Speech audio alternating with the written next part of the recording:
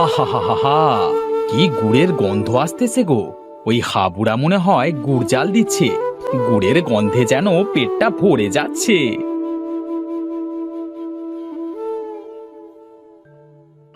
বাবা, তোমার কি গুড় খেতে মন চাইছে? গুড় তো খেতে মন চাইছে না মা, তবে গুড়ের পায়েস হলে খুব ভালো হতো। আর গুড়ের পিঠা হলে তো কোনো কথাই ছিল না। তাহলে আমি একটু হাবু কাকুদের বাড়িতে গিয়ে দেখি যে ওরা একটু গুড় দেয় কিনা। বাবা, না বোন, শুধু শুধু যাস নে। ওরা যে হিংসে করে, তুই গেলে তোকে অপমান করবে রে বোন। বোন, বাবা তো অসুস্থ, তাদের অপমান সহ্য করে যদি একটু গুড় আনা যায় তবে বাবাকে তো পিঠে খাওয়াতে পারবো। দেখ, সেটা ভালো বুঝিস।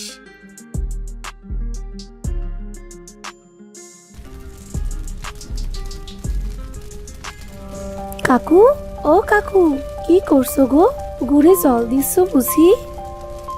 দেখতে পাচ্ছিস না মুখ পুরি মেয়ে? তা কি করতে এসেছিস তাই বল। কাকিমা, ও কাকিমা, আমাকে একটু গুড় দেবে গো? জানো তো, বাবা না অসুস্থ, তার খুব পিঠে খেতে মন চেয়েছে। একটু গুড় যদি দিতে তবে দুখানা পিঠা করে দিতাম গো। গুড়? জানতাম জানতাম আমি তুই কিছু না কিছু ধান্দা করে আমার বাড়িতে এসেছিস। গুড়ের কেজি কত তা জানিস? কাকু, ও কাকু, একটু গুড় দাও না গো। বাবা যখন কাজ করবে তখন না হয় তোমার টাকা দিয়ে দেব। এই মেয়ে, এই, আমি বাকিতে গুড় বিক্রি করি না। আরে মাগনা তো নাই, যা এখান থেকে ভাগ। আইছে গুড় নিতে। গাছ কাটতে, রস পাড়তে, গুড় জ্বালাতে কত কষ্ট জানিস? যা বের হ, বেরো।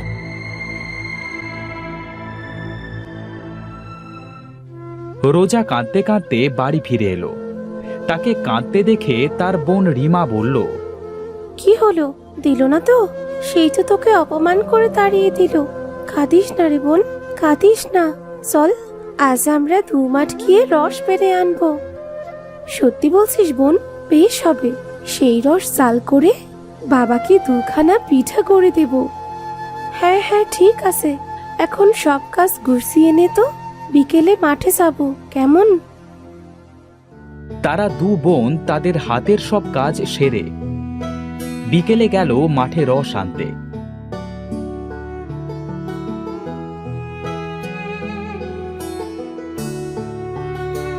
তারা একটা গাছ থেকে রস পেরে বাড়ি ফিরছিল। বোন, তাড়াতাড়ি চল, বাড়ি ফিরি, সন্ধে যে হয়ে এলো। হ্যাঁ রে বোন, তাড়াতাড়ি পা চালা, শুনেছি এই পথটা ভালো না। তারা যখন দ্রুত পায়ে বাড়ির দিকে এগিয়ে যাচ্ছিল তখন পথে দেখা হলো কালো কাপড়ে জড়ানো এক বুড়ির সাথে। তারা 2 বোন তো বুড়িকে দেখে ভয় পেয়ে দৌড়াতে যাবে, তখন বুড়ি বলল, তোমরা আমাকে দেখে ভয় পেও না বাপু, আমার খুব পানি তৃষ্ণা পেয়েছে। তোমরা কি পারবে আমাকে একটু পানি এনে দিতে? আহ, মানে এটা তো পানি না, রস। তুমি বরং এই রসটুকু খেয়ে তোমার পানির তৃষ্ণা মেটাতে পারো। তাহলে দাও সেই রস। রিমা বুড়িকে সেই রসটুকু দিয়ে দিল। বুড়ি রসটুকু খেয়ে রিমাকে বলল, আহ, কি যে শান্তি পেলাম। তোমাদের 2 বোনকে অনেক ধন্যবাদ। তোমাদের 2 বোনের যে কোনো একটা ইচ্ছের কথা বলো, আমি তা পূর্ণ করব। ইচ্ছে? তাহলে বুড়িমা, তুমি আমাদের একটু গুড়ের ব্যবস্থা করে দাও। আমার বাবা গুড়ের পিঠে খেতে চেয়েছে, আমরা সেই গুড় দিয়ে বাবাকে পিঠা খাওয়াবো। ও, এই কথা, আচ্ছা ঠিক আছে। বুড়ি তার জাদু শক্তি দ্বারা তাদের একটা জাদুর হাঁড়ি দিয়ে বলল, এই নাও, এই ছোট্ট হাঁড়িটা রাখো। এই হাঁড়ির কাছ থেকে তোমাদের যত ইচ্ছে তত গুড় নিও। তুমি জাদু জানো বুড়িমা? হ্যাঁ রে, আমি যে ডাইনি বুড়ি। আর হ্যাঁ, এই হাঁড়িটার সঠিক ব্যবহার না করা হলে কিন্তু খুব বিপদে পড়বে। আচ্ছা বুড়িমা, তাহলে আমরা এখন আসি।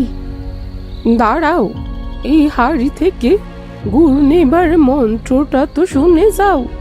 যখন তোমরা এই হাড়ি থেকে গুড় নেবে তখন বলবে, জাদুর হাড়ির মুখ খোল, দানা গুড়ে হাড়ি ভর। আর গুড় বন্ধ করবে এই বলে, জাদুর হাড়ি তোমার গুড় দেয়া এবার বন্ধ করো। ধন্যবাদ বুড়িমা।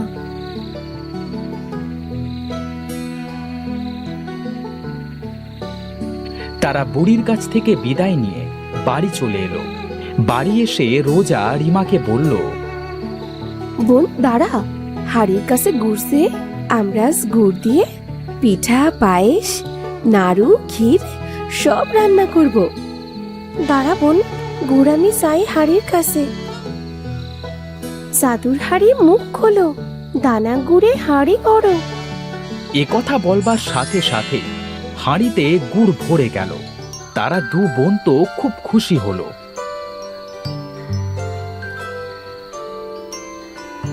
বোন, অনেক তো গুড় নিয়েছি, এবার গুড়ের হাড়ি বন্ধ করার মন্ত্রটা বলো। জাদুর হাড়ি তোমার গুড় দিয়ে এবার বন্ধ করো। সাথে সাথে গুড়ের হাঁড়ি তার গুড় দেওয়া বন্ধ করে দিল। আহ, কি স্বাদ! আজ মনের তৃপ্তি ভরে পিঠা খাবো। তা মা, তোরা এত গুড় কোথায় পেলি? বাবা, একটা ভালো ডাইনি বুড়ি এটা দিয়েছে গো। তখন রোজা তার বাবার সাথে সব কথা খুলে বলল। সব শুনে তার বাবা বলল, তাই মা, এটা তো খুব ভালো কথা। আমরা তো অনেক গরিব, কাল থেকে আমরা এই জাদুর হাঁড়ির গুড় বিক্রি করে আমাদের অভাবগুলো পূরণ করতে পারি। হ্যাঁ, খুব ভালো বুদ্ধি বাবা। কাল থেকে আমরা আমাদের এই জাদুর হাড়ির সুস্বাদু গুড় বিক্রি করব। পরের দিন থেকে রোজা ও রিমা তাদের জাদুর হাঁড়ির গুড় নিয়ে তা বিক্রি করা শুরু করলো। তাদের এই গুড় সাধারণ গুড়ের চেয়ে অনেক বেশি সুস্বাদু হওয়ায় মানুষ তাদের থেকে অনেক গুড় কিনতে লাগলো। বউ, এদের কোনো গাছ না থাকবার পরেও এরা এত গুড় কোত্থেকে পাচ্ছে? হ্যাঁ, আরে কিছুই তো বুঝতেছি না। আমাদের গুড় তো আর কেউ কিনছেই না। মানুষের মুখে মুখে শুনছি ওদের ওই গুড় নাকি খুব সুস্বাদু। গিন্নি, তুমি কোনো চিন্তা করো না। এই গুড়ের কি এমন রহস্য তা আমি খুঁজে বের করবই।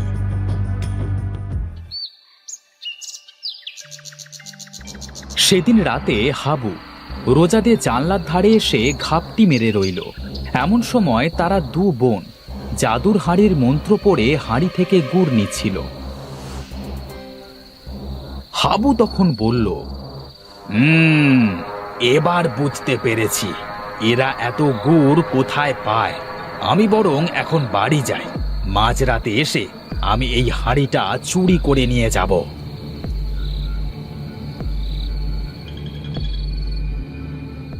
সেদিন মাঝরাতে হাবু রোজাদের বাড়ি এসে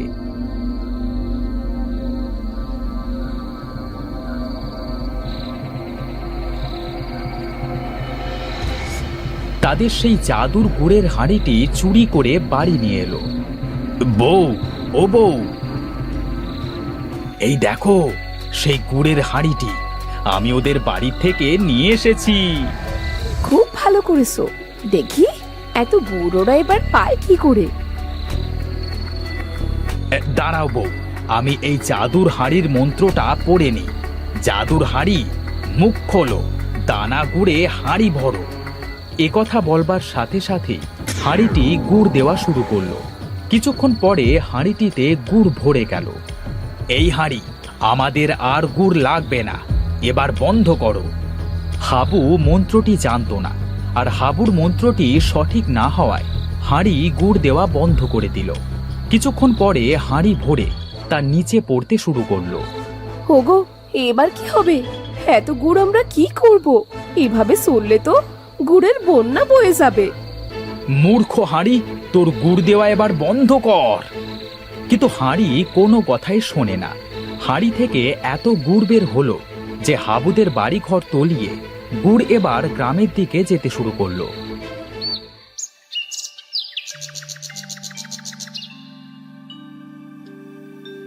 তারা দু বোন সকালে ঘুম থেকে উঠে দেখে বোন, আমাদের গুড়ের হাড়িটা কোথায়? রাতে তো এখানেই ছিল রে। তারা দু বোন সারা বাড়িটা খুঁজে সেই হাঁড়িটি কোথাও খুঁজে পেল না। তখন তারা বাইরে এসে দেখে হাবুদের বাড়ি থেকে গুড় তাদের বাড়ির দিকেও ধেয়ে আসছে। বোন দেখ, বাইরের কি অবস্থা, সারা বাড়ি গুড়। এই গুড় তো হাবু কাকাদের বাড়ির দিক থেকে আসছে। নিশ্চয়ই ওই আমাদের হাড়িটি চুরি করেছে। হ্যাঁ বোন, তাড়াতাড়ি চল, হাড়িকে থামাতে হবে, না হলে সে পুরো গ্রাম গুড়ের বন্যায় ভেসে যাবে, মানুষকে বাঁচানো যাবে না যে। তারা দু বোন হাবুদের বাড়ি গেল। হাবু তাদের দু বোনকে দেখে চালের ওপর থেকে চিল্লিয়ে বলল, মা রোজা, রিমা, আমাদের বাঁচা মা। তোদের বাড়ি থেকে জাদুর হাঁড়িটি আমি চুরি করে এনেছিলাম। আমাদের ভুল হয়ে গেছে, এখন এই হাঁড়িটাকে থামা। জাদুর হাড়ি, এবার তোমার গুড় দেয়া বন্ধ করো। আর সাথে সাথেই জাদুর হাঁড়িটি তার গুড় দেওয়া বন্ধ করে দিল। বোন, এত তাড়াতাড়ি এত গুড় পরিষ্কার করব কিভাবে? এটা পরিষ্কার করতে তো কয়েক মাস কেটে যাবে। ভালো ডাইনিটা আসলে খুব ভালো হতো, তাই না বোন? আর সাথে সাথে ডাইনি বুড়িটা তাদের সামনে এসে হাজির হলো। সব দেখে ডাইনি বুড়ি বলল, আমি তোদের বলেছিলাম না এই হাড়িটার সঠিক ব্যবহার করতে, না হয় বিপদে পড়বে। আসলে বুড়িমা, আমাদের না ভুল হয়ে গেছে। আমাদের হাড়িটির প্রতি আরো যত্নবান হওয়া উচিত ছিল। ও বুড়িমা, এত গুড় কি করব গো? তোমার জাদু দ্বারা এই গুড়ের একটা ব্যবস্থা করে দাও না গো। পাগলি মা দুটো, দাঁড়া, চিন্তা করিস না, আমি এখনই সব ঠিক করে দিচ্ছি। এই জাদুর হাড়ি, এই গুড় সব তোমার জাদুর হাড়িতে ভরো। বুড়ি একথা বলবার সাথে সাথেই সব গুড় জাদুর হাঁড়িতে ভরতে শুরু করলো।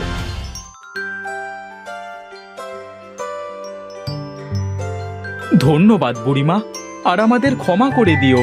লোভের কারণে আজ আমাদের এই দশা হয়েছিল। মনে থাকে যেন, আর কোনোদিন লোভ করলে তোদের আমি গুড়ের বন্যায় চুবিয়ে মারবো।